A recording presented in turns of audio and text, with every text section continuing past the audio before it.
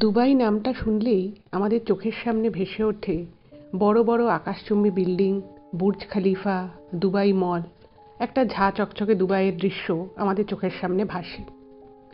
আপনারা যারা দুবাই গেছেন বা যারা যাননি তারা মোটামুটি কম বেশি সবাই দুবাই সম্পর্কে জানেন, কিন্তু যেটা অনেকেই জানেন না সেটা হচ্ছে যে দুবাইয়ের এই ঝাঁ চকচকে শপিং মল, বুর্জ খলিফা, আকাশচুম্বী বিল্ডিং ছাড়াও দুবাইয়ের কিন্তু একটা সম্পূর্ণ অন্য দিক আছে।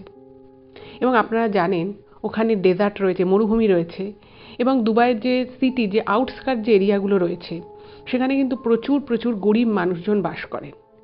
এবং বিশেষত ভারত থেকে প্রত্যেক বছর প্রচুর প্রচুর মানুষ কাজের উদ্দেশ্যে দুবাই যান, এবং বিশেষত তারা কিন্তু এই কনস্ট্রাকশনের যে কাজকর্ম দুবাইতে হয় সেখানে কিন্তু সেই কাজের উদ্দেশ্যেই অনেকে গিয়ে থাকে।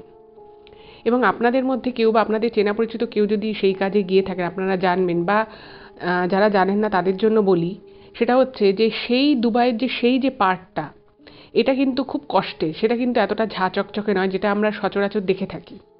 সেখানে মানুষকে কিন্তু প্রচুর কষ্ট করতে হয়, এবং আপনারা প্রত্যেকেই জানেন যে দুবাই কিন্তু প্রচণ্ড গরম পড়ে, এবং বছরের প্রায় বেশির মানে 1 মাস হয়তো একটু কম থাকে, বাকি পুরো সময়টাই প্রচণ্ড গরম। এবং এই গরমের মধ্যে কনস্ট্রাকশনের কাজ করা বা বাইরে কাজ করা যে কতটা কষ্টকর সেটা আপনারা বুঝতেই পারছেন। এবং এটা ছাড়াও কিন্তু দুবাইয়ে আরও একটা বিশেষ জগৎ রয়েছে বা দিক রয়েছে যেটা বলা যেতে পারে, সেটা হচ্ছে যে মরুভূমি বা তার আশেপাশের একটা আলাদা কালচারই রয়েছে, এবং সেখানকার মানুষদের আলাদা মানে মান্যতা রয়েছে, সেখানকার তাদের মানুষের কিছু কিছু বিশ্বাস রয়েছে, সেটাকে আপনারা বিশ্বাস বলুন, অন্ধবিশ্বাস বলুন, যাই বলুন না কেন। এবং ওখানকার সেই সমস্ত মানুষেরা আত্মা বলুন বা যেটাকে জিন বলে, তাতে কিন্তু এরা খুব বিশ্বাস করে। এবং এই জিনকে বিশ্বাস করে তাই নয়, সেই জিন সম্পর্কিত অনেক ঘটনা ওখানকার লোকাল যারা রয়েছে তাদের মুখে অনেক কিছু শোনা যায়। এবং আজকে আমি যে ঘটনাটা আপনাদেরকে বলবো, যিনি ঘটনাটা পাঠিয়েছেন তিনি কিন্তু মানে একটা চাক্ষুষ ঘটনা শেয়ার করেছেন দুবাইয়ের। এবং সেটা যখন আপনারা শুনবেন, আমি এটুকু বলতে পারি আপনারা হয়তো এরকম ঘটনা এর আগে কখনোই শোনেননি, এবং আপনারাও রীতিমতো অবাক হয়ে যাবেন। তো কেউ কোথাও যাবেন না, প্রত্যেকে পুরো ঘটনাটা প্রথম থেকে শেষ অবধি শুনুন। এটুকু বলছে আজকের এপিসোড আপনাদের ভীষণ ভালো লাগবে।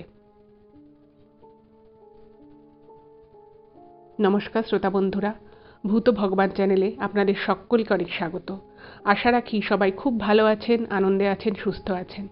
আমাদের চ্যানেলে যে ঘটনাগুলো বলা হয় সেগুলো যদি আপনাদের ভালো লাগে অবশ্যই কিন্তু চ্যানেলটাকে সাবস্ক্রাইব করবেন, ভিডিওগুলোকে লাইক করবেন। পুরো ঘটনাটা শোনার পর আপনাদের কেমন লাগলো সেই মূল্যবান মতামত জানাতে কিন্তু একদম ভুলবেন না। আর আপনাদের জীবনে বা আপনাদের পরিচিত কোনো মানুষের জীবনে যদি এরকম কোনো ভৌতিক, অলৌকিক, দৈবিক, অতিজাগতিক কিছু ঘটে থাকে তাহলে সেগুলো কিন্তু আপনারা আমাদের কাছে লিখে পাঠিয়ে দিতে পারেন। তার জন্য আপনাদেরকে আমাদের চ্যানেলের ডেসক্রিপশানে যেতে হবে, দেখবেন সেখানে আমার ইমেল আইডি মেনশন করা আছে। সেই ইমেল আইডিতে ইমেল করে আপনারা আপনাদের সেই ঘটনা আমাদের কাছে কিন্তু অনায়াসেই পৌঁছে দিতে পারেন। আর একটা রিকোয়েস্ট করব, যদি পসিবল হয় কাইন্ডলি আপনারা আমাদের চ্যানেলের ভিডিওগুলোকে আপনাদের ফ্রেন্ড এবং ফ্যামিলির মধ্যে একটু শেয়ার করে দিন। কারণ আমরা এই চ্যানেল আর 5টা সাধারণ মানুষের জীবনে ঘটে যাওয়া বিভিন্ন রকমের ভৌতিক, অলৌকিক, দৈবিক, অতিজাগতিক এই ঘটনাগুলোই বলে থাকি। তাই আমি মনে করি ঘটনাগুলো যদি আরও অনেক অনেক মানুষ শুনতে পারেন, তারা সেগুলো শুনে অনেক কিছু জানতে পারবেন, বুঝতে পারবেন, শিখতে পারবেন, তার ফলে তারা অনেক বেশি সতর্ক ও সজাগ হতে পারবে। তো চলুন বন্ধুরা, আমি আজকের ঘটনা আপনাদের সামনে উপস্থাপনা করা শুরু করছি। এখন আমি যে ঘটনাটা আপনাদের সামনে বলতে চলেছি সেই ঘটনাটা আমাকে কিষাণু ইমেল করে পাঠিয়েছে। এবং উনি নিজের সম্পর্কে প্রথমে কিছু কথা বলেছেন, এবং এটাও জানিয়েছেন যে উনি আমাদের চ্যানেলের ঘটনা নিয়মিত শোনেন, ওনার ভীষণ ভালো লাগে, এবং প্রায় প্রত্যেকটা ঘটনাই আমাদের চ্যানেলে ওনার শোনা হয়ে গেছে।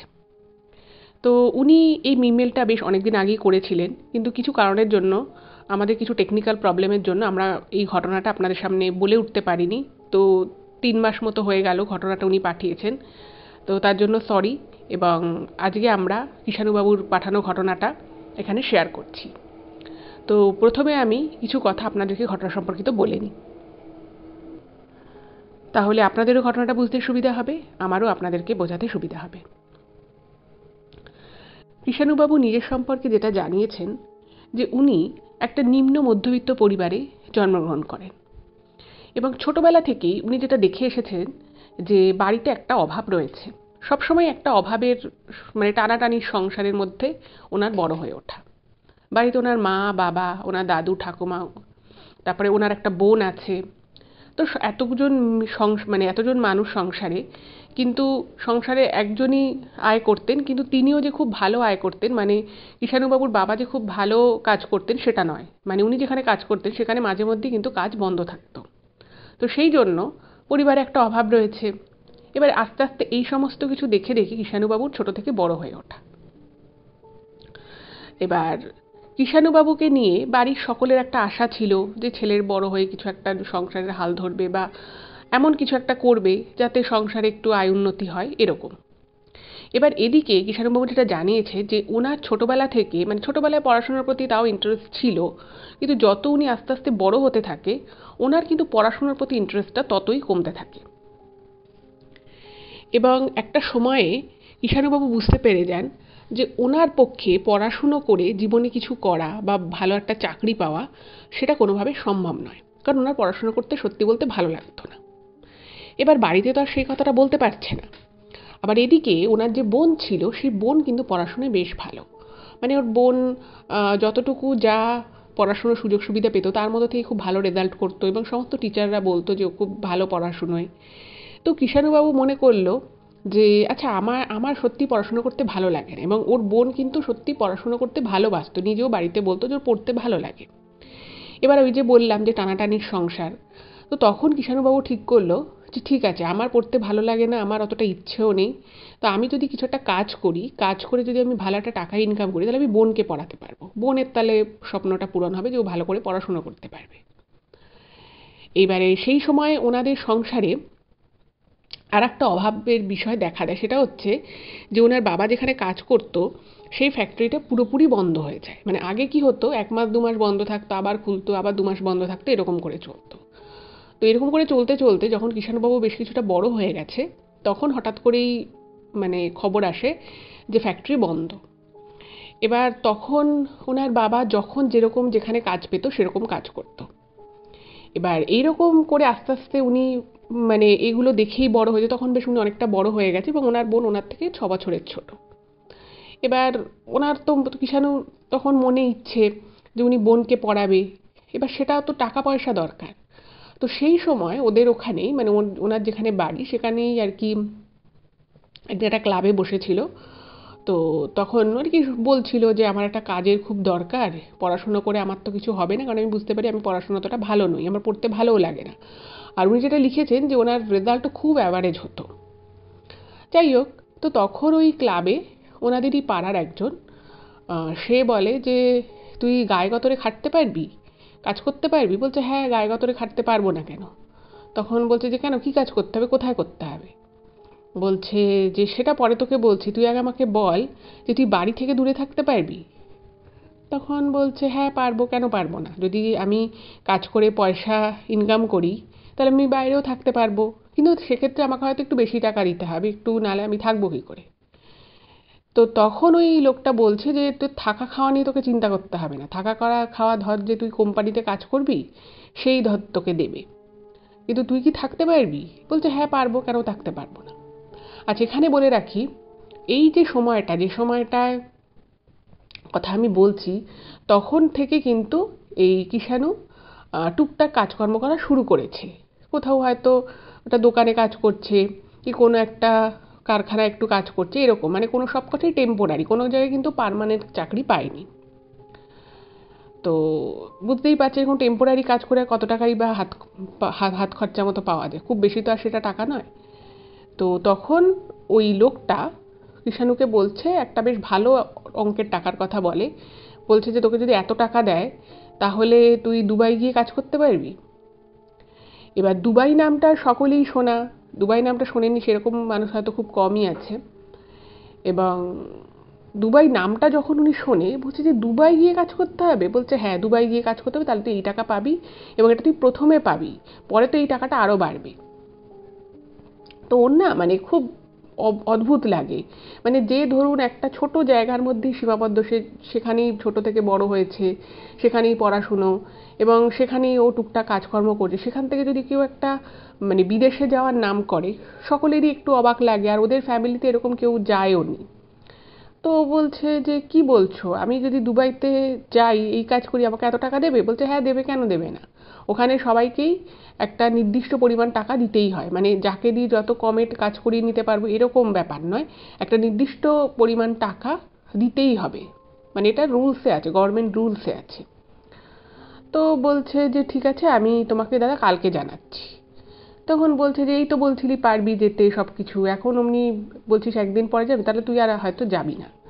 তখন কৃষাণু বলছে না না, আমি আমি তো যেতে রাজিই আছি, কিন্তু একবার তো বাড়িতে বলতে হবে, তো সেই জন্য আমি তোমাকে বলছি দাদা তুমি কালকে এই সময় ক্লাবে এসো, আমি তোমার সাথে কথা বলবো। তো তখন ওই লোকটা বলে যে দেখ যাওয়ার আমাকে কালকে বলে দিবি, কারণ উনি উনি অ্যাকচুয়ালি দুবাইতে কাজ করে, তো উনি 1.5 মাসের একটা ছুটি নিয়ে এসেছে, ওনার আর কিছুদিনের ছুটি বাকি আছে, তো বলছে যে তুই যদি করিস তাহলে আমি সেই বুঝে কথা বলবো ওনার যে ম্যানেজার তার সাথে। বললো ঠিক আছে। এইবারে কৃষাণু বাড়িতে যায় এবং বাড়িতে গিয়ে যা যা ও শুনেছে ওই লোকটার থেকে সব বলে। এবার ওই ভদ্রলোককে কিন্তু ওর বাবা মাও চিনতো, যেহেতু একই জায়গার আর কি। তো বলছে হ্যাঁ ওর তো বাইরে কাজ করে শুনেছিলাম, দুবাই কাজ করে জানতাম না, বাইরে কাজ করে শুনেছিলাম, কি বাড়িঘর ছিল আর এখন কি বাড়িঘর হয়ে গেছে। মানে যে লোকটা আর কি বলেছে সেই লোকটা অ্যাকচুয়ালি খুব গরিব ছিল, সে দুবাই গেছে কাজকর্ম করেছে এবং ভালো বাড়িঘর সব কিছু করেছে এরকম। এবার বাড়িতে এসব নিয়ে কথাবার্তা হয়, তো সমস্ত কিছু শুনে যে সত্যিই তো ওদের বাড়িঘর, মানে অ্যাকচুয়ালি ওরা জানতো না যে ও দুবাইতে কাজ করে, কিন্তু বাইরে কাজ করে এটুকু জানতো। এবার ওই যে বললাম যে ওনার একটা ছোট্ট ভাঙাচোরা বাড়ি ছিল, সেখান থেকে একটা বড় বাড়ি হয়েছে, বাড়ির ভিতরে ভালো আসবাবপত্র কেনা হয়েছে, তো বুঝতেই পারছে যে নিশ্চয়ই ওখান থেকে টাকা পয়সা ইনকাম হচ্ছে বলেই এখানে এসে সেই জিনিসপত্রগুলো কিনতে পারছে বা এরকম কিছু করতে পারছে।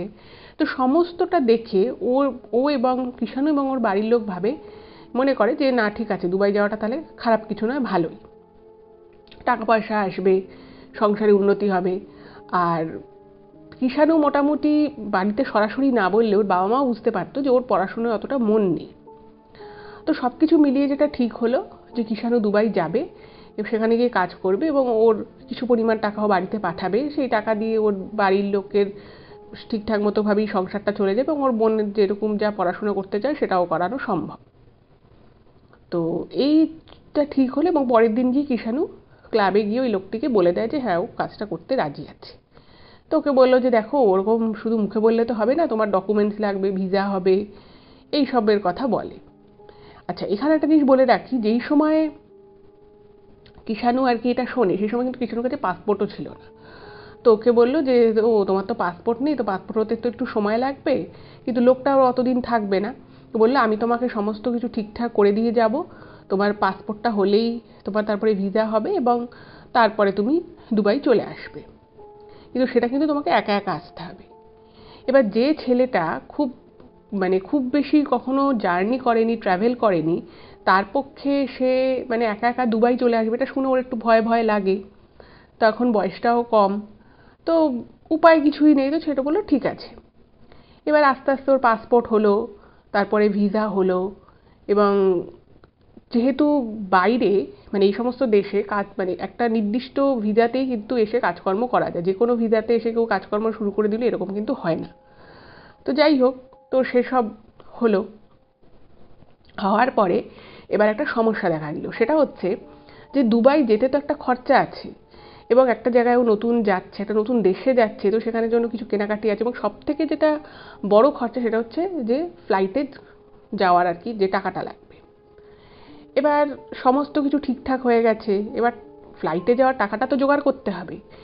তো বাড়ি থেকে অনেক কষ্ট করে এদিক ওদিক থেকে টাকা পয়সা যেটুকু যা জমানো ছিল সেখান থেকে আর কি টাকা পয়সা দিয়ে ওর জন্য টিকিটের ব্যবস্থা করা হলো।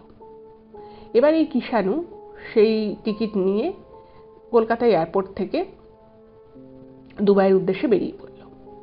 এবার ও যখন দুবাই গেল, তো ওকে বলেছিল যে যেহেতু দুবাইতে বিশাল বড় বড় প্রচুর অট্টালিকা হচ্ছে, বিশাল বড় বড় ফ্ল্যাট হচ্ছে, বাড়ি হচ্ছে, বিল্ডিংস হচ্ছে, তো সেখানে প্রচুর পরিমাণে কনস্ট্রাকশনের কিন্তু কর্মী লাগে বিভিন্ন কাজের জন্য।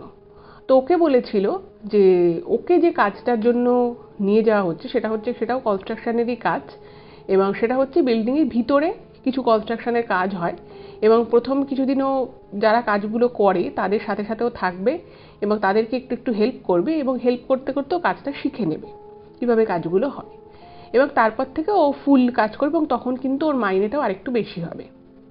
তো এটাই মোটামুটি ও জেনেছে।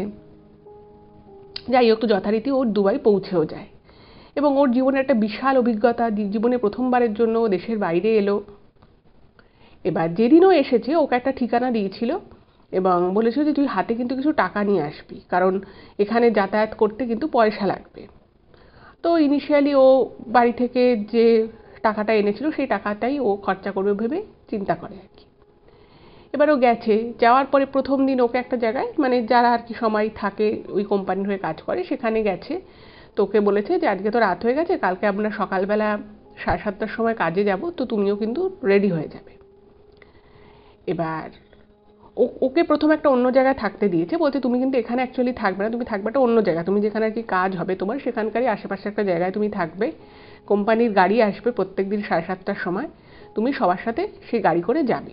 ওকে মোটামুটি যা যা বলার, যা যা শেখানোর সব কিছু শিখিয়ে দিয়েছে।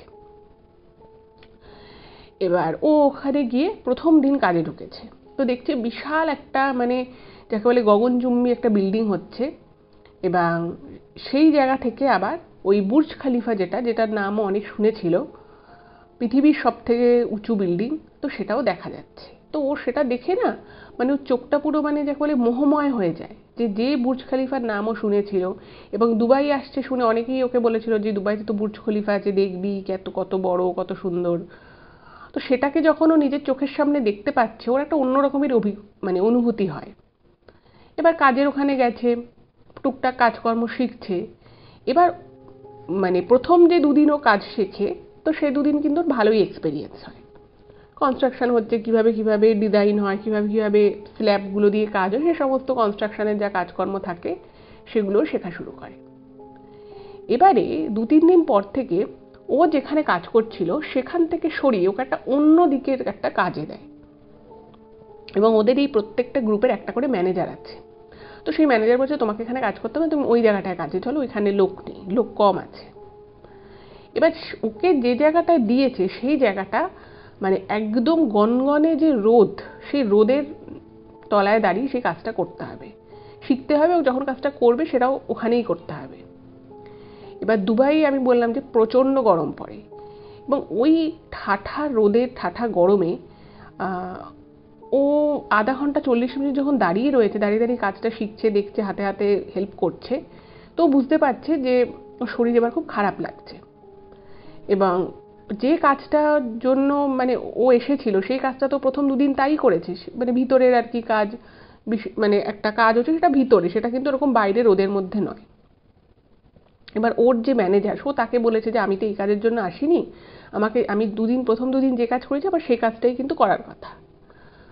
তো এই কথা শুনে ওর ম্যানেজার না হাসছে, বলছে যে তুমি এখানে এসেছো কাজ করতে, তুমি বলছো যে তোমাকে ওই কাজের জন্য তুমি বলছে তুমি এখানে যারা যারা মানে রয়েছে তোমার সাথে তাদেরকে জিজ্ঞেস করো তো যে তারা কোন কাজের জন্য এসেছিল, এখন কি কাজ করছে।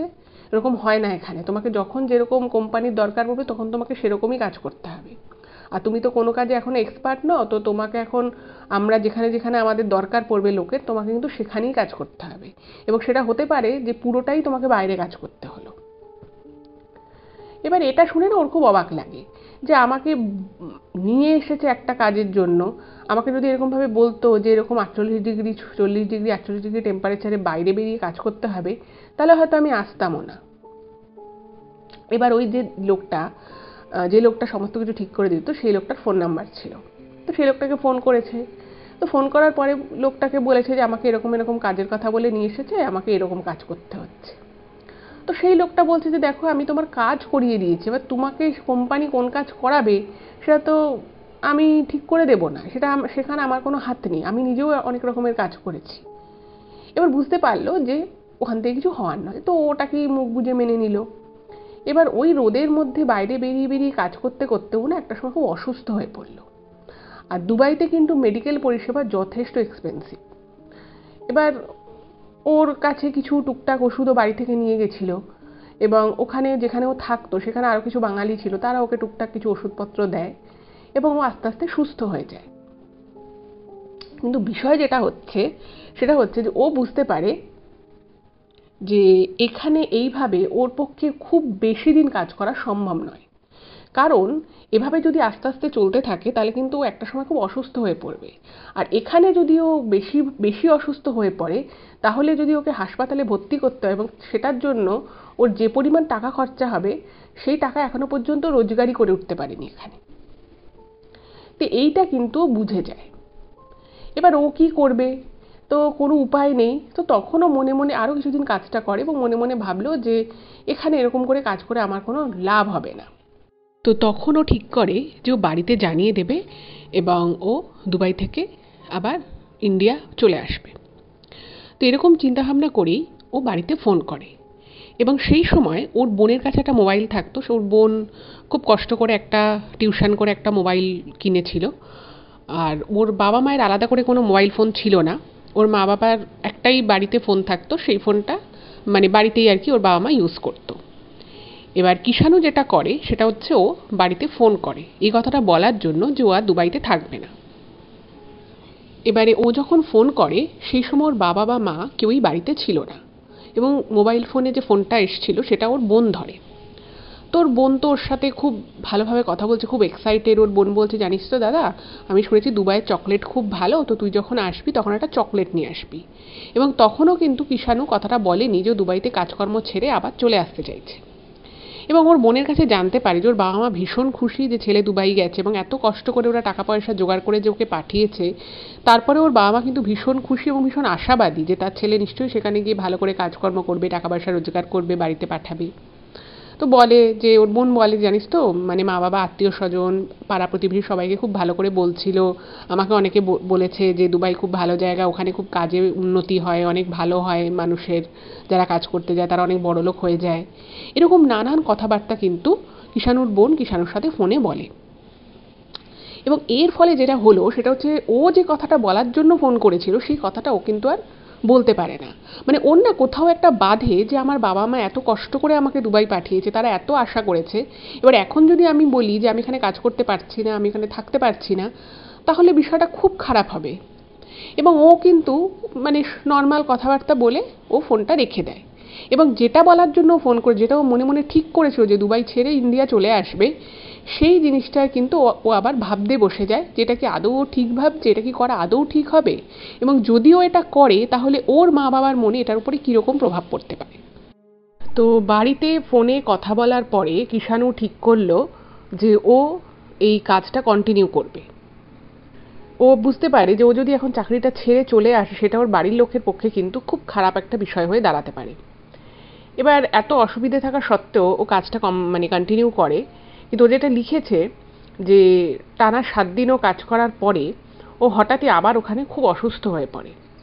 এবং বুঝতেই পারছে যে ও বাইরে কাজ করতে গেছে, এর আগেও একবার অসুস্থ হয়েছে, কিছুদিন কাজ করতে পারেনি। তো ওদের যে ম্যানেজার ছিল তো সে বলছে যে তুমি কাজ করতে এসেছো, এত যদি তুমি ঘন ঘন ছুটি নাও, তোমার যদি এত ঘন ঘন শরীর খারাপ করে, তুমি কাজটা করবে কখন? আর এইভাবে কিন্তু আমাদের কাজ হবে না।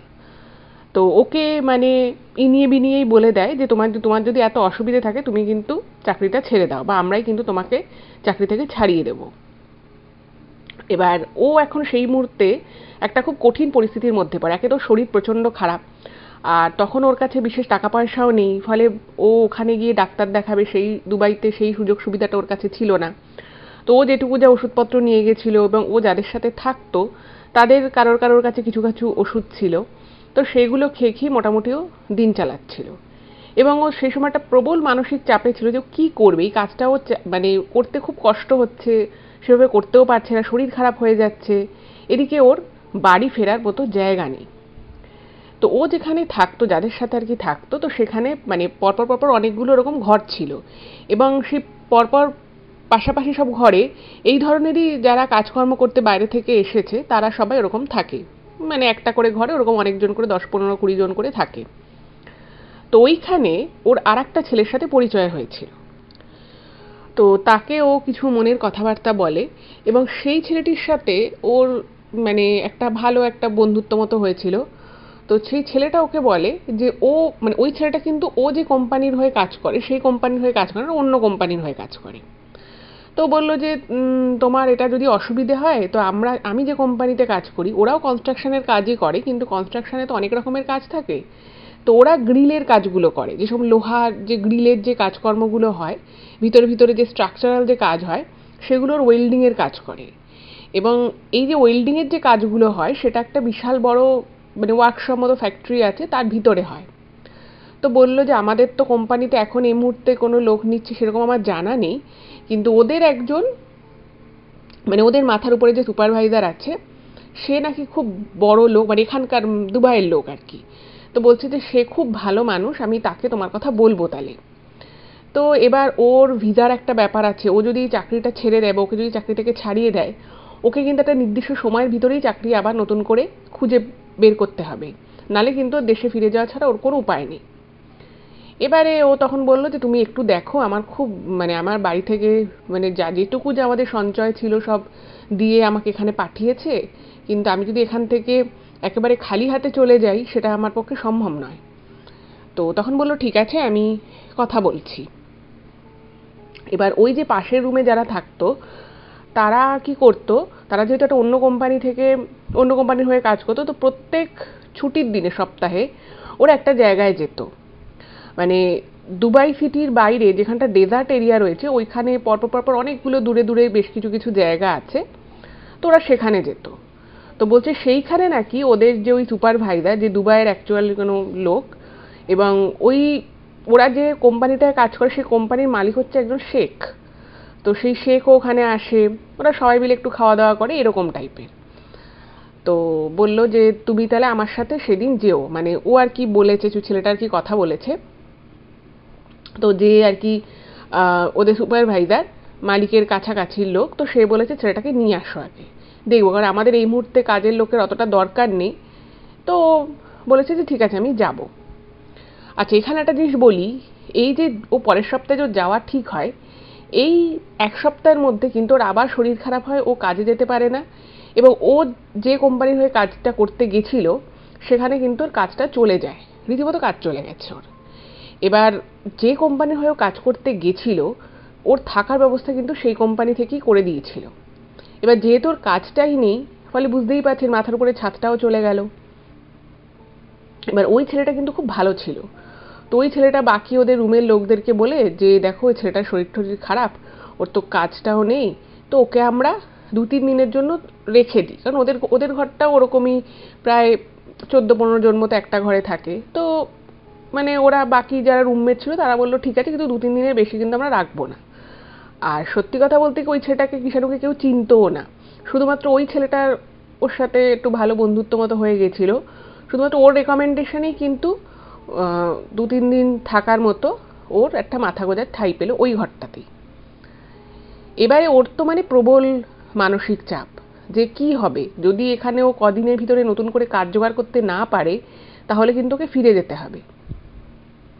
এবারে ওই যে দিন আর কি ও দেখা করার কথা ওদের সেই সুপারভাইজারের সাথে, তো তিনি হচ্ছেন ওখানকার, তিনিও আর কি শেখদের মতোই। তো বলছে যে চলো আমরা ওখানে যাবো, এবং প্রত্যেক সপ্তাহান্তে যখন ওদের ছুটির দিনে ওইখানে ওরা যেত সেই জন্য ওদের কোম্পানি থেকে গাড়ি পাঠাতো। এবার যেহেতু কোম্পানিতে আগেও বলে রেখেছিল এবং ওদের যে সুপারভাইজার সে ওকে দেখবে বলেছিল, কথা বলবে বলেছিল, তো সেই জন্য ও গাড়িতে উঠেছে। এবার যখন যাচ্ছে ওরা গাড়ি করে, তো তখন ওই ছেলেটা কিষাণুকে বলছে যে শোনো তোমাকে কিছু কথা বলি, আমাদের এই যে সুপারভাইজার বলো বা আমাদের যে তার উপরের যে আর কি আছে মালিক, এরা প্রত্যেকে বলছে খুব ভালো, মানে খুবই ভালো এদের ব্যবহার, মানে এখানে তুমি কাজ করবে কিন্তু মানে তোমারও একটা যে মান সম্মান আছে এই জিনিসটা কিন্তু ওরা সবসময় মেনটেন করে, মানে তুমি ওদের হয়ে কাজ করতে এসছো বলে যে ওরা তোমাকে মানে কাজের লোকের মতোই ট্রিট করবে অলওয়েজ, সেটা কিন্তু নয়।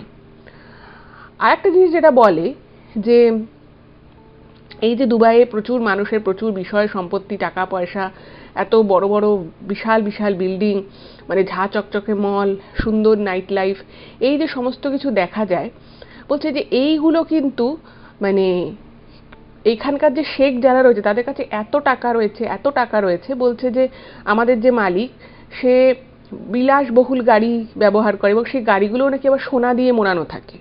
এবং আপনারাও হয়তো এটা শুনে থাকবেন যে দুবাই কিন্তু এরকম সত্যি সত্যি মানে গোল্ড পুরো মানে একদম অরিজিনাল গোল্ডকে পুরো গাড়ির উপরে প্লেটিং করে তারা গাড়ি চালায়।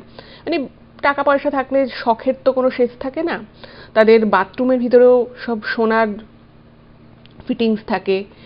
তো মানে ওরা ওকে আর কি ঈশানুকে সেই কথাগুলো বলে যে ওদের শেখদের কাছে এত এত টাকা রয়েছে, মানে কিভাবে টাকা ওড়াবে সেটা বুঝতে পারে না। তো মানে ও না, মানে যেহেতু ওর বয়সটাও কম ছিল আর ওর এই বিষয়ে সেরকম কোনো অভিজ্ঞতাও ছিল না, তো ও যখন এগুলো শুনছে ও ভাবছে যে মানে ও কিছু পরিমাণ খুবই সামান্য পরিমাণ টাকার বিনিময়ে এখানে কাজ করতে এসেছে, সেটাই ওর কাছে একটা অনেক বড়। তো ভাবছে মানুষের কাছে এত টাকাও থাকতে পারে যে কেউ নিজের এমনি কোটি টাকার গাড়িতে আবার কোটি টাকা দিয়ে সোনা লাগিয়ে কেউ গাড়ি চালাচ্ছে, কেউ বাথরুমে সোনার বেসিন ইউজ করছে, কেউ ঘরের ভিতরে সোনার থালায় খাচ্ছে। মানে এগুলোও কি হয় নাকি? এগুলো না শুনে ওর খুব অবাক লাগে। এবং ও তখন জানতে পারে যে এই মানে ওই ছেলেটা যেহেতু খুব মানে ভালো ওর সাথে কথা বলতো, গল্প করতো, তো ওই ছেলেটা তখন ওকে আর কি গল্পে মানে কথা বলতে বলতে গল্প করতে করতে একটা কথা বলে যে এখানে ওই যে আপনাদেরকে আমি প্রথমে বললাম যে আত্মা বলুন বা জিন বলুন, এই জিনিসটা কিন্তু ওখানে খুব চলে। মানে ওদের রীতিমতো ধর্মেও নাকি এই জিনের উল্লেখ আছে, মানে ওদের যে ধার্মিক যে বইপত্র আছে তাতেও নাকি উল্লেখ আছে।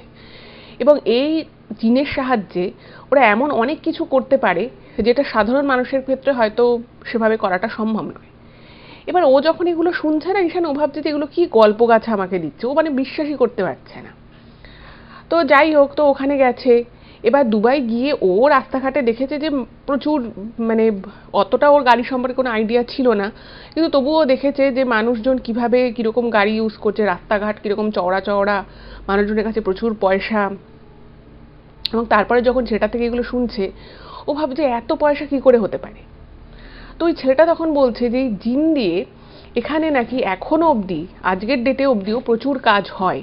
মানে জিনকে দিয়ে কোনো একটা কাজ করতে পাঠানো, ভালো জিন আছে খারাপ জিনও আছে, এই সমস্ত সম্পর্কে ওকে অনেক কথা বলে। তো ওকে বলে যে আমাদের যে সুপারভাইজার সে কিন্তু খুব ভালো মানুষ, তোমাকে যা বলবে তুমি কিন্তু ভালো মতো উত্তর দেবে, যদি তোমাকে ওর পছন্দ হয় তাহলে কিন্তু তোমাকে কোনো না কোনো কাজে ঢুকিয়ে দেবে। আর তুমি প্রথমেই বলে দেবে যে তুমি এরকম দিনের প্রচণ্ড ঠাঠা রোদে তোমার কাজ করতে একটু অসুবিধে হয়, সেটা তুমি আগে থেকেই বলে দেবে, তাহলে তোমাকে সেরকম কাজই দেবে। তো তখন ও বলছে ঠিক আছে। এবারও গেছে। তো যে জায়গাটায় আর কি ওরা গেছে সেটা হচ্ছে একদম ডেজার্ট এরিয়া, মানে ওই জায়গাগুলো কিন্তু ট্যুরিস্ট যায় না। মানে ট্যুরিস্টদেরকে যে ডেজার্ট এরিয়ায় ঘোরানো হয়, যে জিপ সাফারি হয়, সেটা কিন্তু একটা আলাদা দিক।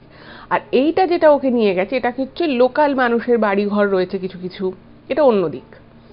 তো সেখানে দেখছে বাইরে ওরকম আর কি একটা ফায়ার করা আছে, আগুন টাগুন জ্বলছে এবং আশপাশে কেন্দ্র করে লোকজন বসে আছে। এবার ওদের সুপারভাইজার কিছুক্ষণ পরে এসছে, সেও একদম বিশাল বিলাসবহুল গাড়ি ফাড়ি নিয়ে এসেছে। এসব দেখে না ও মানে পুরো চোখটা ধাঁধা লেগে গেছে। তো মানে যে ভদ্রলোক এসছে, তো সে ওরকম সাদা ওদের যেরকম ড্রেস হয় জোব্বা টাইপের, আমি জানি না এক্স্যাক্টলি ড্রেসটাকে কি বলে, তো কিষাণু নিজেও ঠিক মতো জানে না, তো ও লিখেছে ওরকম সাদা আলখোল্লা টাইপের ড্রেস ট্রেস পরে এসেছে। তো এসে ওর সাথে কথা বলছে। তো ওকে নাম ঠাম জিজ্ঞেস করেছে, কোথায় থাকে জিজ্ঞেস করেছে। তো ওকে টুকটাক কথাবার্তা বলে। তো তারপরে ওই শেখ যে ছিল মানে সুপারভাইজার, সে নিজেও একজন শেখ। তো সে বলছে যে তুমি এখানে কেন কাজ করতে এসেছো, তুমি তো এখানে কাজ করতে পারবে না, ইভেন তুমি কোনো জায়গাতেই সেভাবে কাজ করতে পারবে না। তুমি যদি ভাবো যে তুমি দেশে গিয়ে কাজ করবে, তুমি কিন্তু দেশে গিয়েও খুব বেশি দিন কাজ করতে পারবে না। এবার ফট করে ওকে যখন এই কথাটা বলেছে না, ওর একটু খারাপ লেগেছে যে মানে আমাকে কাজ দেবে না ঠিক আছে একরকম ব্যাপার, হয়তো ওদের কাজ নেই কোম্পানিতে, কিন্তু আমার দ্বারা কোনো কাজ হবে না, আমি দেশে গিয়েও কোনো কাজ করতে পারবো না, এই কথা কেন বললো।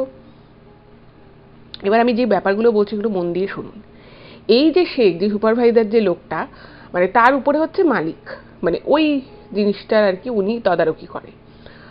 মানে মালিক তো 4-5 জন আছে, তো মানে ওরা যে কাজটুকু করে সেই অংশটুকুর মালিক আবার অন্য।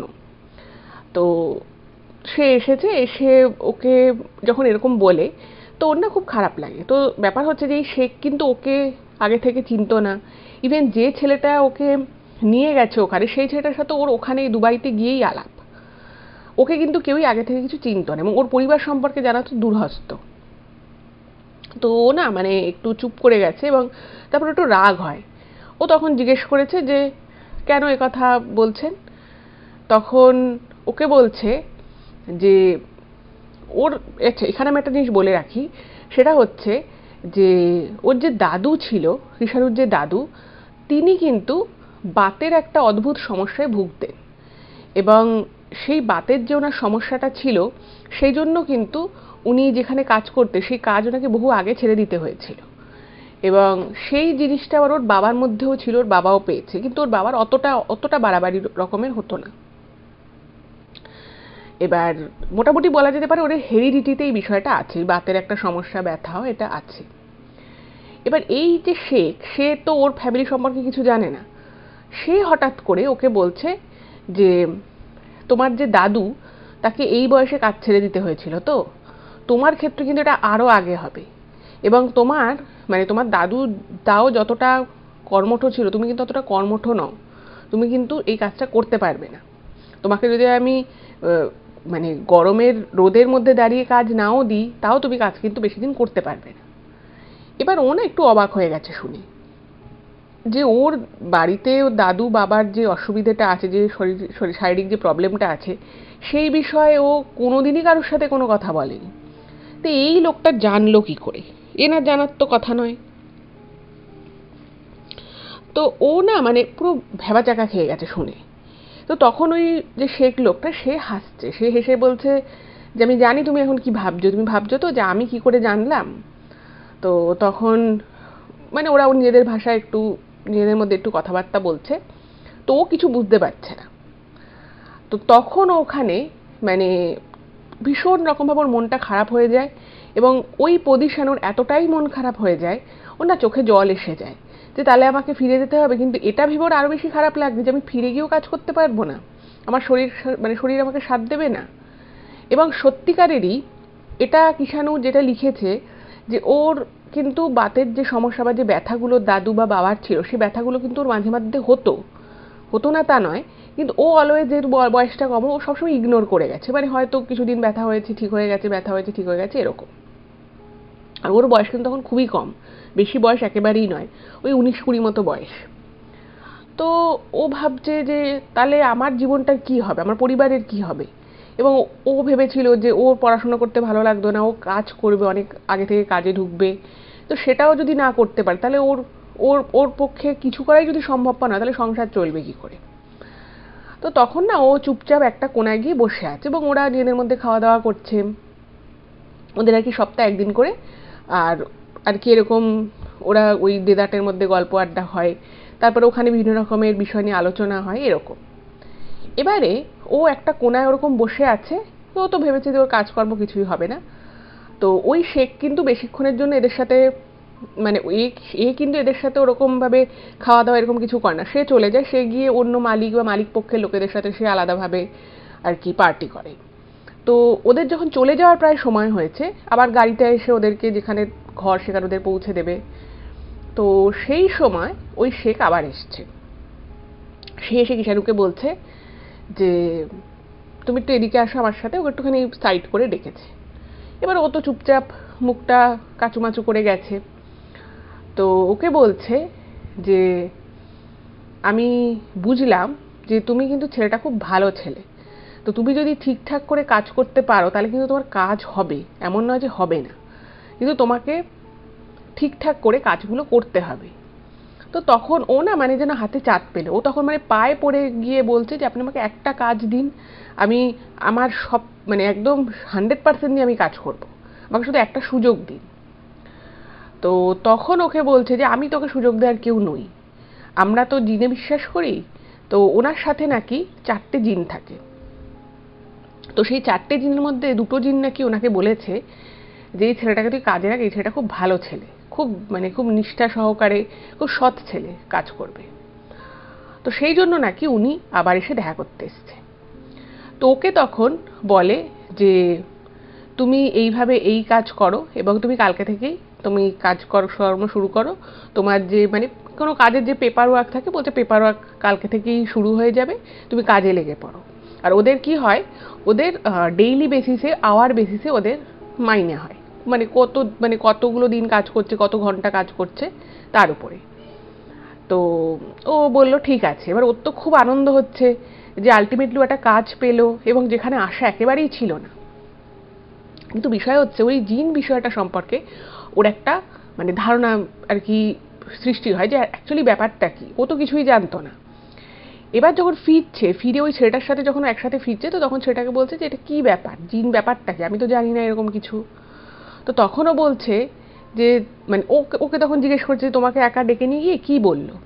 এবার ও বলে দিয়েছে সেটা, যে শেখ আমাকে বললো যে এরকম দুটো জিন, ওনার সাথে 4টে জিন থাকে, তার মধ্যে 2টো জিন নাকি বলেছে আমি কাজ ভালো করে করতে পারবো। তো তখন বলছে যে তুমি কি বলছো, তোমাকে মানে উনি তোমার সম্পর্কে যদি এই কথা বলে থাকে তাহলে তো তোমার মানে একদম ভবিষ্যৎ উজ্জ্বল হয়ে গেল। তখন বলছে মানে, তখন বলছে হ্যাঁ। তখন ও বলছে যে ব্যাপারটা কি। তো ওই ছেলেটা বলে যে আমি যেটুকু জেনেছি বা যেটুকু মানে শুনেছি, সেটা হচ্ছে যে এই ধরনের যারা জিন থাকে, এদেরকে ভালো আত্মা বা জিন যেটাই বলি না কেন, এদের মতন একটা ক্ষমতা থাকে, এবং এই ক্ষমতার সাহায্যে এরা, ধরুন এরা যার হয়ে কাজ করে বা যে এদের মালিক, তাদের ভালোর জন্য, বা তারা যদি বলে যে এটা তোমার জন্য ভালো, মানে ভালো হবে, বা খারাপ যদি কোনো কিছু থাকে সেটাও ওরা অনেক সময় রেকমেন্ড করে বলে দেয় যে এটা তুমি করো না, এটা তোমার জন্য খারাপ হবে। তো এই রকম ব্যাপার নাকি আছে। এবং উনি বলছেন যে এখানে অনেক ধরনের কাজও হয়, এই জিনকে দিয়ে অনেক রকমের কাজ হয়। বলছে তুমি যদি এই কাজ দেখতে চাও তাহলে আমি তোমাকে একদিন এখানে দেখাতে আনতে পারি। তখন ও বলছে হ্যাঁ আমি দেখতে চাই। এবার এদিকে যেটা হলো, ও কাজকর্ম শুরু করলো। এবার কাজ শুরু করেছে, কাজ ভালো করছে। প্রথম মাসটা ঠিকঠাক কেটেও গেছে, খুব মানে করার ওদের ভিতরকে কাজ করতে হচ্ছে না। কিন্তু তাও তো ওরকম টিনের শেডের একটা ওয়ার্কশপ, সেখানে প্রচণ্ড গরম দিনের বেলা, যদিও পাখা চলে। তো তা মানে 1 মাস পরে ও কিন্তু ওর খুব শরীর খারাপ হয়ে যায়, এবং এই যে শরীরটা খারাপ হলো, ও শরীর খারাপ নিয়ে কিন্তু কাজটা করতে থাকে। তো এবারে ওকে যে কাজে রেখেছে, মানে আর একটা তার নিচের লেভেলে যে সুপারভাইজার, সে বলছে যে তুমি তো বেশি তাড়াতাড়ি করে কাজ করতে পারছো না, তোমার শরীর খারাপ, এরকম হলে তো চলবে না। তো ওই ছেলেটা মানে ওর তখন ভরসার জায়গা হচ্ছে ওই ছেলেটা। তো ওই ছেলেটাকে বলছে যে আচ্ছা তুমি কি সব জিনের কথা আমাকে একবার বলেছিলে, তো আমি যদি এরকম কারোর কাছে যাই তাহলে আমার শরীরটাকে একটু ঠিক করে দেবে, সেরকম হবে না? তো তখন বলছে হ্যাঁ আমি তোমাকে নিয়ে যেতে পারি, তুমি দেখে নেবে কি হয় না হয়। তো বলছে ঠিক আছে। তো ওদের ছুটির দিন এরকম ও ছেলেটা নিয়ে গেছে, এবং সেটাও কিন্তু ওই যে মরুভূমি অঞ্চল, মানে দুবাইয়ের আউটস্কার্টে যে ডেজার্ট এরিয়া রয়েছে, যেখানে ট্যুরিস্ট যায় না, ওখানকার লোকাল লোকজন থাকে, সেরকম একটা জায়গা ওকে নিয়ে গেছে। এবং সেখানকার মধ্যে একটা জায়গা রয়েছে, সেখানে মানে প্রচুর লোকজন আসে। মানে আমি আপনাদেরকে বললাম যে দুবাইতে কিন্তু মেডিকেল যথেষ্ট এক্সপেন্সিভ, এবার মানে ইন্ডিয়ার তুলনায় যথেষ্টই এক্সপেন্সিভ। তো ওইখানে অনেকেই যায়, এবং যারা যারা যায় তারা কিন্তু মানে তাদের ধরুন অত পয়সা নেই বাইরে ডাক্তার দেখানো, তো তারা সব ওখানেই যায়।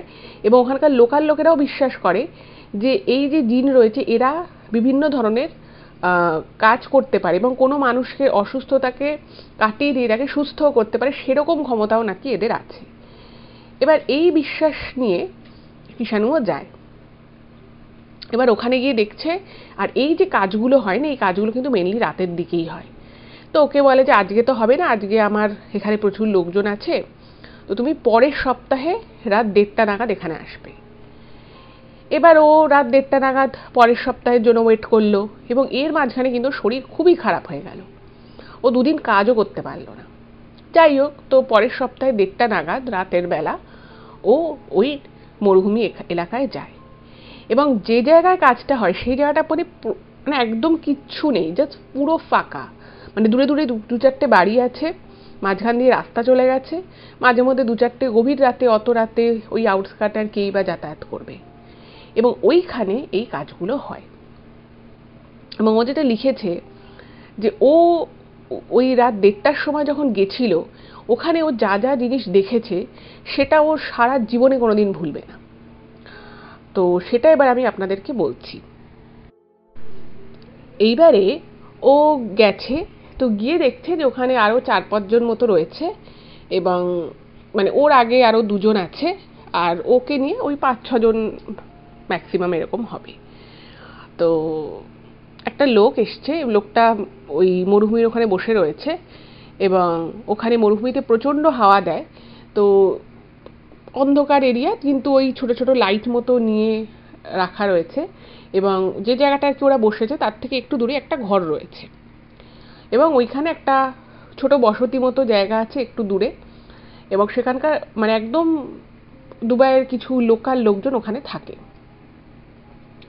তো ওইখানে কিছু ছোট ছোট কাচের শিশি নিয়ে বসেছে। কাচের শিশি রয়েছে, একটা মানে আতর টাইপের কিছু একটা সুগন্ধি রয়েছে, আর চার পাঁচটা ওই ময়ূরের পালক একসাথে বেড়ে একটা ওই পাখা মতো কিছু একটা রয়েছে। এই হচ্ছে সেট আপ, আর কিন্তু কিচ্ছু নেই। এবার ওখানে ওর আগে যে ভদ্রলোক ছিল সে ওখানকার লোকাল একজন লোক, সে কিছু একটা তাদের ভাষায় বলে, মানে সেটা কিন্তু প্রপার হিন্দিও নয়, মানে হিন্দি হলে যেমন পরিষ্কার বোঝা যায়, প্রপার হিন্দি নয়, সেটা হতে পারে উর্দু বা কিছু একটা ভাষা হবে, সেটা কিষাণু বুঝতে পারেনি। তো ওই লোকটা তখন কি করলো, যে আর কি কাজটা করে, সে মানে কাচের বোতলটাকে সামনে মুখের কাছে নিয়ে সে কিছু একটা বলল, সেটা কি ওদের ওই নিজস্ব ভাষায় বলেছে সেটাও বুঝতে পারেনি। তো ও দেখছে যে ওই বালির উপরে ওই কাচের ছোট্ট শিশিটা যেটার মুখটা বন্ধ ছিল সেটাকে রাখলো। রাখার পরে ওই যে ময়ূরের পালক দিয়ে যে দু চারটে পালক, পাঁচ ছটা আর কি পালক একসাথে করে যে পাখা মতো করা রয়েছে, সেটা ওপর দিয়ে মাথা দিয়ে বুলিয়ে বুলিয়ে কিছু একটা বিড়বিড় করে বলছে। এবার সেটা কি বলছে কি না বলছে সেটা কিন্তু কিছু বোঝা যাচ্ছে না। বলার পরে দেখছে যে ওই শিশিটা মানে ওখানে যেটুকু যা আলো ছিল সেটা থেকে ও স্পষ্ট দেখেছে যে ওই ছোট কাচের জার শিশিটা বালির মধ্য থেকে, মানে কেউ কিন্তু নেই, মানে বালির মধ্য থেকে নিজে নিজে শিশিটা আস্তে আস্তে আস্তে আস্তে এগিয়ে আসছে, বালি ফুঁড়ে ফুঁড়ে এগিয়ে আসছে। এগিয়ে আসার পরে ওই লোকটা মুখে কিছু একটা বলছে মন্ত্রতন্ত্র। তো যে লোকটা আর কি সমস্যা নিয়ে এসেছে তার কাছে কিছুটা দূরে এসে থেমে গেছে এবং যে কাজটা করছে সে আবার একটা কিছু মন্ত্র বলল এবং কাচের শিশির মুখটা, যেটা দিয়ে মুখটা আটকানো, সেই চিপিটা নিজে থেকে খুলে গেল। খুলে যাওয়ার পরে ওই কাচের শিশিটা ঠাস করে পড়ে যায় এবং যে লোকটার সমস্যা নিয়ে এসে সেই লোকটা মানে কিরকম একটা যেন কেঁপে উঠলো, মানে একটু কেঁপে উঠে একটু ভাইব্রেট করলো, কিরকম এরকম একটা করলো। করার পরে লোকটা না মানে মাথা শরীরটা পুরো বনবন করে বসা অবস্থায় দোলাচ্ছে এবং দোলাতে দোলাতে লোকটা ঠাস করে পড়ে যায় এবং প্রচণ্ড রকমভাবে ছটফট করতে থাকে। এবার এইটা দেখে না কিষাণু ভাবছে ভাবে লোকটা শরীর খারাপ হয়ে গেল। তো উঠে গিয়ে লোকটাকে ধরার চেষ্টা করছে। তো তখন ওকে আশপাশে যারা দু চারজন ছিল বলতে, এই তুমি উঠছো কেন, তুমি উঠছো কেন, তুমি উনি কাজ করছে তুমি উঠে ডিস্টার্ব করছো, চুপ করে বসো, উনি যা করছে সেটা করতে দাও। এবার ও না চোখের সামনে এরকম কোনোদিনও দেখেনি, আর ও তা তখন যেটা লিখে খুব সাদাসিধে মানুষ ছিল, মানে হঠাৎ করে দেখছে একজনের শরীর খারাপ হয়েছে, বালিয়ারির মধ্যে এরকম ছটফট করছে। তো তখন ও ভাবলো যে ঠিক আছে, এটা তাহলে ওনার ট্রিটমেন্ট যেভাবে করছে তারই হয়তো একটা কোনো কাজ। এবার ও চুপ করে বসে গেছে, বসে বসে দেখছে যে ওই লোকটা, যে লোকটা কিছু একটা প্রবলেম নিয়ে এসছিল, তো সে মানে পুরো ছটফট করে ওই বালির মধ্যে পুরো গড়াগড়ি খাচ্ছে এবং গড়াগড়ি খেতে খেতে খেতে খেতে খেতে খেতে অজ্ঞান হয়ে গেল। এবং তারপরে উনি কিছুক্ষণ আবার কিছু মন্ত্র ওনাদের ভাষায় বলে এবং তারপরে ওই ময়ূরের পালকের যে পাখাটা সেটা ওনার মাথার কাছে ছুঁয়ে দেয় এবং ওই আতর যেটায় ছিল সেখান থেকে মানে কিছু একটা বলে একটা ছিটে, জাস্ট একটা ছিটে আতর ওনার দিকে ছুঁড়ে দিল এবং ছুঁড়ে দেওয়ার পরে অদ্ভুতভাবে লোকটা সুন্দর উঠে বসলো এবং উঠে বসে লোকটা কিছুক্ষণ একদম স্থির হয়েছিল, মানে ঝিমিয়ে মতো ছিল, কিন্তু মুহূর্তের মধ্যে লোকটা না মানে খুব আর কি প্রসন্ন চিত্তে হেসে উঠল এবং নিজের হাত পা ভালো করে যেন দেখছে। এবং তারপরে তো মানে হাসতে হাসতে ওরা ওদের ভাষায় ওদের আল্লাহকে আর কি ধন্যবাদ জানাচ্ছে এবং তারপরে ওই লোকটাকেও খুব ধন্যবাদ জানায় এবং লোকটা আর কি খুবই আর কি প্লিজড হয়ে চলে যায়। এবার ও না কিছুই বুঝতে পারলো না। তো ও যে বুঝতে পারছে না কিছু, সেটা আশেপাশের লোকগুলো বুঝতে পেরেছে। তো তখন ওকে বলছে যে এই যে লোকটা গেল, এই লোকটা দীর্ঘদিন একটা চামড়ার কিছু একটা সমস্যা নিয়ে ভুগছিল, এবং যে সমস্যাটার জন্য লোকটা মানে প্রচুর টাকা খরচাপাতি করে, যার যে এসেছিল সে কিন্তু গরিব নয়, মানে এরকম নয় যে প্রচণ্ড গরিব তার কাছে পয়সা নেই, সেরকমও কিন্তু বিষয় সবসময় যে হয় তা কিন্তু নয়। তো সে অনেক জায়গায় ডাক্তার দেখিয়েছে, অনেক কিছু করেছে, কিন্তু সে কোনোভাবেই সারছিল না। তো আলটিমেটলি সে এখানে আসে, এবং ওই যে লোকটি মানে যে আর কি মানুষের সমস্যার সমাধানগুলো করে, ওই যে ছোট ছোট যে বোতল রয়েছে, কাছে ছোট ছোট শিশি বা বোতল যেটাই বলি না কেন, ওর মধ্যে করে জিন ভরা রয়েছে, মানে ওটাই আর কি ওকে বলে, কিন্তু খালি চোখে কিছু দেখতে পায়নি।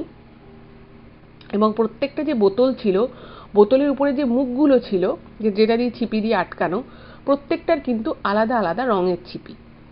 এবং এই যে প্রত্যেকটা আলাদা আলাদা রঙের ছিপি, এইটা দিয়ে বোঝা যায় যে প্রত্যেকটা যে জিন রয়েছে সেটা আলাদা আলাদা জিন, এবং তাদের প্রত্যেকের ক্ষমতাও কিন্তু আলাদা আলাদা, এবং প্রত্যেকেই কিন্তু ভালো জিন।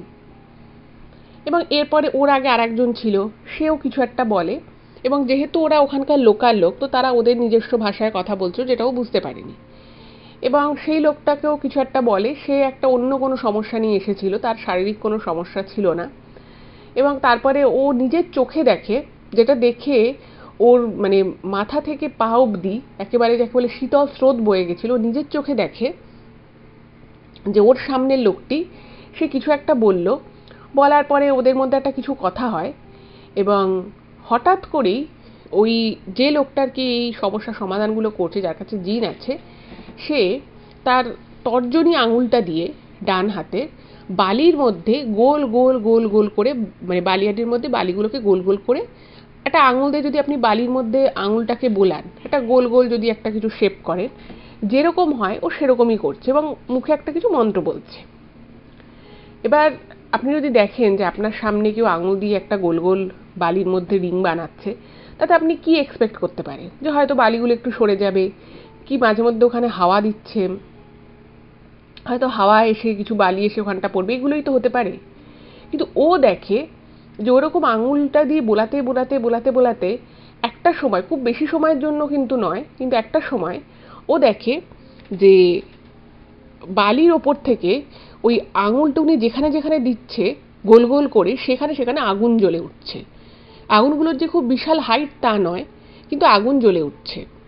এবং সেই আগুনটা সামনে অন্য যে লোকটা ছিল, সে বারবার মুখটা সামনে নিয়ে যাচ্ছে এবং কিছু একটা সে বিড়বিড় করে বলছে। এবং এইভাবে যখন যখনই উনি আঙুলটা যেদিকে যেদিকে যেভাবে যেভাবে বোলাচ্ছে, আগুনটা জ্বলতে জ্বলতে জ্বলতে জ্বলতে আসছে। এবং একটা সময় যখন ওনার মন্ত্র পড়া শেষ হয়ে গেল, উনি হাতটাকে উল্টো করে দিলেন, এবং মুহূর্তের মধ্যে ওই লম্বা আগুনটা, মানে লম্বা করে করে গোল গোল করে যে পেঁচিয়ে পেঁচিয়ে যে আগুনটা ছিল, সেটা নাকি থেমে গেল, মানে একদম নিভে গেল। এটা দেখে ওর প্রচণ্ড ভয় লেগে যায় যে একটা মানুষ শুধুমাত্র আঙুলের সাহায্যে বালির মধ্যে, মানে দিনের বেলা হলে না হয় তাও বোঝা যেত যে প্রচণ্ড গরম রয়েছে, হয়তো হাতের মধ্যে কিছু একটা দিয়ে আগুনটা সৃষ্টি হয়েছে, কিন্তু এক্ষেত্রে সেটা বলারও সুযোগ নেই। তার কারণ হচ্ছে, আপনারা প্রত্যেকেই জানেন যে মরুভূমি বা বালিয়াড়ি এলাকায় রাতের বেলা কিন্তু যথেষ্ট টেম্পারেচার ড্রপ করে যায়। দিনের বেলা যতটাই গরম থাকে, রাতের বেলা কিন্তু ততটাই মনোরম পরিবেশ। তো সেখানে কোনো রকম কোনো দাহ্য বস্তু প্রয়োগ না করে শুধুমাত্র অঙ্গুরি হিলরে কি করে যে আগুন লাগতে পারে, এবং সেটা আবার ওনার মন্ত্রের সাথে সাথে নিভেও যেতে পারে, এইটা কিন্তু কোনোভাবেই ওর মাথায় এলো না। যাই হোক, তো এরপর এসছে ওর টার্ন। এবার ও বলেছে, তো ও কিছুটা বলার পরে, মানে ও কিন্তু পুরোটা ওর সমস্যার কথা বলেওনি। ওই যে লোকটা যে এরকম জিন নিয়ে বসে রয়েছে, সে তখন বাকি সমস্যাগুলোর কথা বলছে, যে তোমার বাড়িতে আর্থিক একটা কষ্ট রয়েছে, তোমার বাবা ভালো কাজ করতে পারে না, তোমার বোনের পড়াশোনার জন্য তোমার টাকা পয়সা দরকার, মানে উনি ওর পরিবারের সমস্ত কথা নিজে থেকেই বলে যাচ্ছে। এত কথা কিন্তু কৃষাণু বলেও নি। এবার ও ভাবছে যে এই লোকটা কি মানে কি করবে আমাকে, মানে আমাকে আমার সাথে বা তাহলে কি হবে। তো লোকটা না তখন কিছু একটা, মানে একটা বোতল ওরকম তুলেছে, কাচের বোতল, তো সেই শিশিটায় উনি কিছু একটা বলছে। এইবারে ও না তখন মানে এক দৃষ্টিতে দেখছে যে কি করছে লোকটা। তো ওরকম একটা কাচের শিশিকে, ওরকম কিছু একটা কাচের শিশির সামনে মুখ নিয়ে কিছু একটা বললো। তো ওকে কি করেছে, ওকে বলছে যে তুমি একটু, মানে ওকে একটু সরে এসে একটা জায়গায় বসতে বলেছে। তো ও বসেছে। বসার পরে মানে লোকটা কিন্তু তখন কিছু বলে, শুধু সমস্যার কথাগুলো শুনেছে এবং বাকি সমস্যা কি কি আছে সেটা লোকটা নিজে থেকেই বলেছে। এইবারে ও চুপচাপ বসে আছে এবং ও ভাবছে যে এবার কিছু হয়তো ওকে বলবে, ও কিছু একটা এমন কিছু দেখবে যেটা ও হয়তো আগে কখনো দেখেনি, এরকম কিছু একটা হবে। কিন্তু বসেই আছে, কিছুই হচ্ছে না, এবং ওই লোকটা কিছু একটা বিড়বিড় করে বলছে। এবার ওকে ওই একটা মানে উনি কি করেছে, ওনার হাতে একটা শিশি ছিল, আর আরেকটা শিশি যেটার মুখটা খোলা, সেই শিশিটা ছেলেটাকে ধরতে দিয়েছে, মানে কিষাণুকে ধরতে দিয়েছে। বলছে তুমি ধরে থাকো যতক্ষণ না, এবং তুমি ততক্ষণ অবধি এটা হাতে রাখবে যতক্ষণ আমি বলবো, এবং তারপরে আমি যেভাবে বলবো তুমি কিন্তু সেভাবেই ওটা করবে। তো ওকে যে শিশিটা দিয়েছে সেই শিশিতে কিন্তু কিচ্ছু নেই, মানে তো ফাঁকা একটা শিশি, কাঁচের ছোট একটা বোতল টাইপের। তো ধরে আছে, কিছুই হচ্ছে না, লোকটা কি সব বলছে ঠলছে, কিছুই বুঝতে পারছে না, উনি ওনার ভাষায় আর কি মন্ত্রটা বলছে। তো ওকে বলছে যে এবার তোমার হাতে যে জিনিসটা রয়েছে সেই জিনিসটাকে তোমার মুখের উপরে নাও, যেভাবে মানুষ বোতল থেকে জল খায় ঠিক সেরকম ভাবে, সেরকম হাইটে ঠিক সেইভাবেই নিতে বলেছে। এবার ও ভাবছে যে বোতলের মতো তো কিছুই নেই, আমি কি খাবো। এবং ও সামনে দেখছে, মানে ও একদম জিনিসটা দেখেছে 2-4 হাত দূর থেকে, ও দেখছে যে ওই লোকটার হাতে যে কাচের যে শিশিটা রয়েছে সেই শিশিটার ভিতরে কিছু একটা ঘুরছে, কিন্তু কি ঘুরছে সেটা বোঝা যাচ্ছে না। কিছু একটা ঘুরছে এবং সেখান থেকে একটা শো শো শব্দ আসছে, কিন্তু ও কিচ্ছু দেখতে পাচ্ছে না। ওর কিন্তু চোখে দেখছে যে শিশিটা ফাঁকা, কিন্তু কি ঘুরছে কি না ঘুরছে কিছু বুঝতে পারছে না। এবং ও খুব ভালো করে দেখছে এবং ওকে বলছে যে এবার তুমি ওটা জল খাওয়ার মতো করে মুখের সামনে ধরো, এবং তোমার মুখে যেটা আসবে সেটা তুমি খেয়ে ফেলবে। ভাবছে এটা আবার কি, মুখে আবার কি আসবে। তো ও কিচ্ছু বুঝতে পারছে না, এবং ও ওরকম করে মুখের সামনে ধরেছে যেভাবে জল খায়। তো ধরার পরে কিছুই হচ্ছে না, না মানে কিছু হওয়ার কথাও না, কারণ ওখানে জল নেই, কোনো গুঁড়ো কিছু নেই, কিছুই নেই, কি খাবে ওখান থেকে।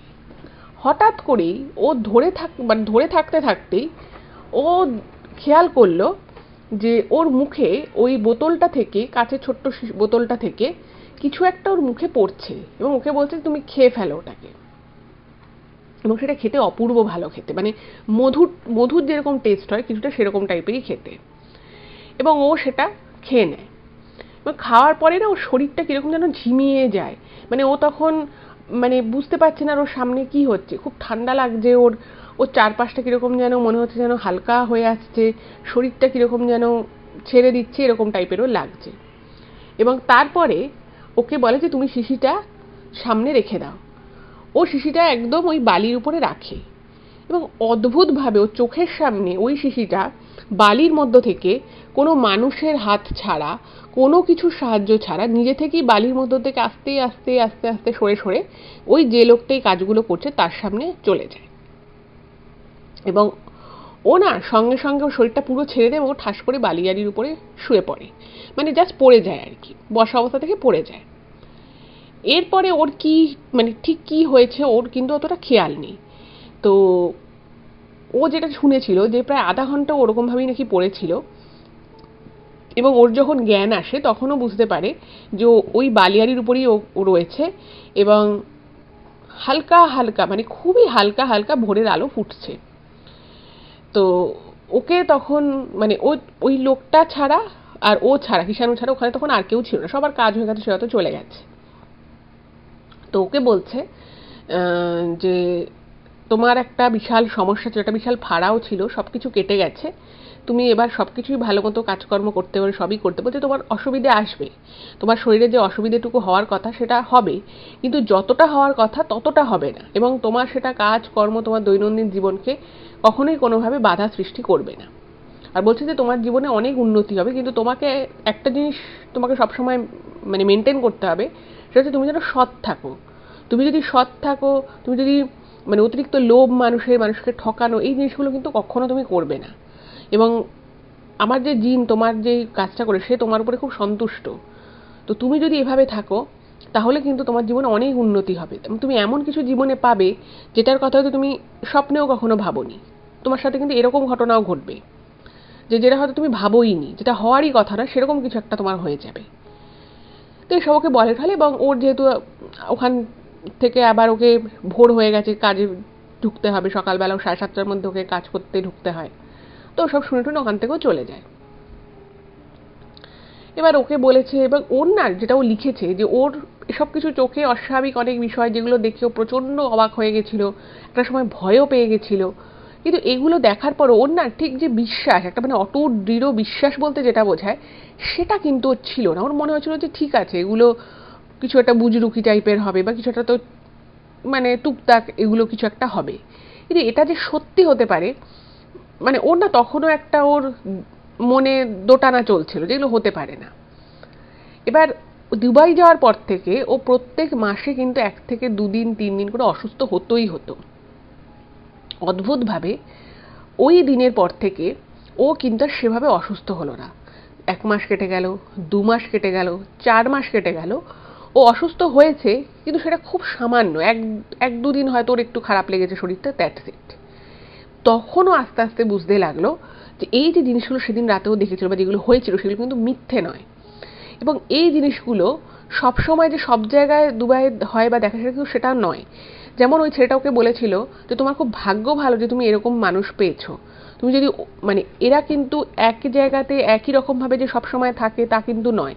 আর এই জিনিসগুলোর বিষয়ে ওখানকার লোকাল যারা রয়েছে, মানে একটু আউটস্কার্টের দিকে হয়তো লোকেরা জানে, কিন্তু সিটি এলাকার মানুষেরা কিন্তু সব জানেও না, এবং সেই বিষয়ে ওদের কোনো মান্যতাও নেই।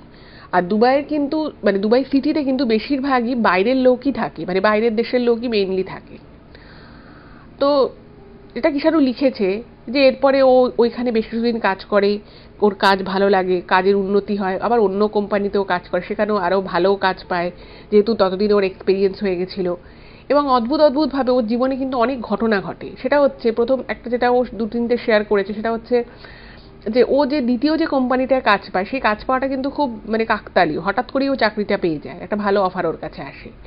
তারপরে ও একটা জায়গায় যায়, সেখানে একজনের সাথে ওর আলাপ হয়, একটা লোকের সাথে, সেখানে সে তার একটা ছোট্ট উপকার করে দেয়। তো সে ওকে মানে সে এতটাই প্লিজড হয়ে গেছিল ওর উপরে যে ওকে একটা সোনার চেন গিফট করে। মানে সত্যি সত্যি ওকে যে বলেছিল যে তোমার জীবনে এমন অনেক মানে তুমি হয়তো ভাবতেও পারবে না যে এরকম জিনিস তোমার সাথে হতে পারে, সেরকম ঘটনা কিন্তু সত্যি কিন্তু ওর সাথে ঘটা শুরু হয়েছে। তো এটাই ছিল ব্যাপার। এখনো অবধি ও খুবই ভালো আছে, ওর শরীরে কোনো সমস্যা নেই, এখনো ও কাজকর্ম করে, দুবাইতেই কাজ করে, এবং ওর আর্থিক অনেক উন্নতি হয়েছে, ওর পরিবারের পাশে দাঁড়িয়েছে, সব কিছু কিন্তু খুব ভালো হচ্ছে। কিন্তু ও সবসময় ওটা মেনটেন করার চেষ্টা করে যাতে ও সৎ থাকতে পারে, ভালো থাকতে পারে। তো এটাই ছিল ঘটনা। কেমন লাগলো অবশ্যই জানাবেন। আর কিষাণুকে অনেক ধন্যবাদ এরকম ঘটনা শেয়ার করার জন্য। আপনাদের কেমন লাগলো মতামত জানাবেন, আর একটু সকলের সাথে ভিডিওগুলো শেয়ার করে দেবেন। ভালো থাকবেন, দেখা হবে আবার পরবর্তী এপিসোডে। নমস্কার।